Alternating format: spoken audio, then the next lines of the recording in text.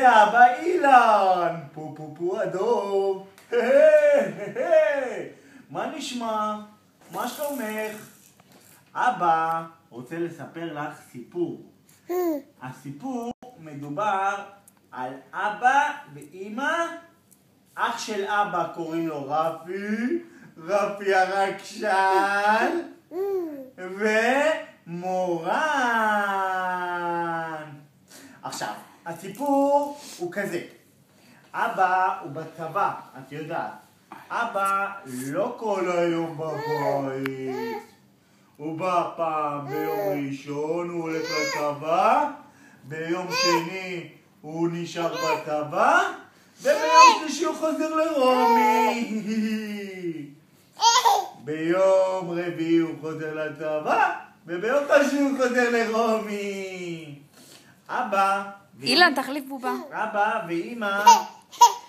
הנה אמא, איפה אמא? הנה אמא. עכשיו, אבא עשה את אמא ככה, ואז יצא רומי. עכשיו איך רומי עשה?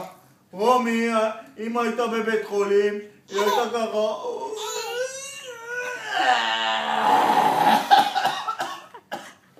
ואז את יצאת. הבעיה עם אמא כל הזמן. לא משנה, עזבי. עכשיו מדובר על זה, על יום האהבה. אבא היה בצבא, הוא שכח את יום האהבה. אבל הוא תמיד אוהב את אמא. אבל אח של אבא, רפי, בשיא חוצפתו, קנה לאמא, למורן, פרחים. עכשיו, הוא קנה לה פרחים, ובשיא חוצפתו הוא העלה את הפרחים לפייסבוק. ואז מורן מצולמת ככה, עם פרחים, ותראו מה בעלי קנה לי.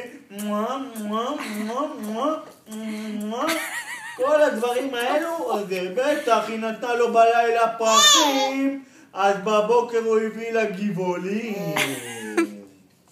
לא משנה.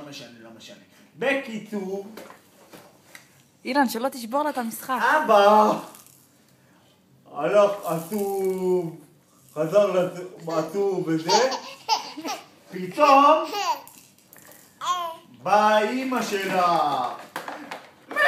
אתה יודע, היה יום אהבה, לא קנית לי כלום, תתבייש לך, אני לא מאמינה. פרח לא יכולת לקנות לי, תתבייש לך, תתבייש. אני הולכת. איך היא מסתכלת? מה? פרחים? מה ביקשתי? רק פרח קטן. מה? אבל אני שכחתי. אבל אחיך לא שכח. אחיך קנה לה. מזון for you. הוא השקיע. הוא נסע באופנוע. הוא קנה לה פרחים. מה? אני לא מבינה. אני הרגשתי לא נעים. לאן אפנה? היכן אשאל? מה אעשה? אח שלי, במקום לקנות זר פרחים נוסף, לא קנה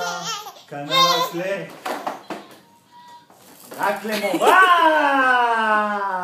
שצלמה ככה עם הפרחים.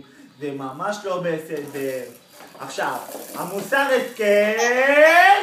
שקט, אילן, מה אתה צועק? אל תקנה רפי פרחים לאבא, בלי לשאול את אחיך שאם הוא צריך פרחים.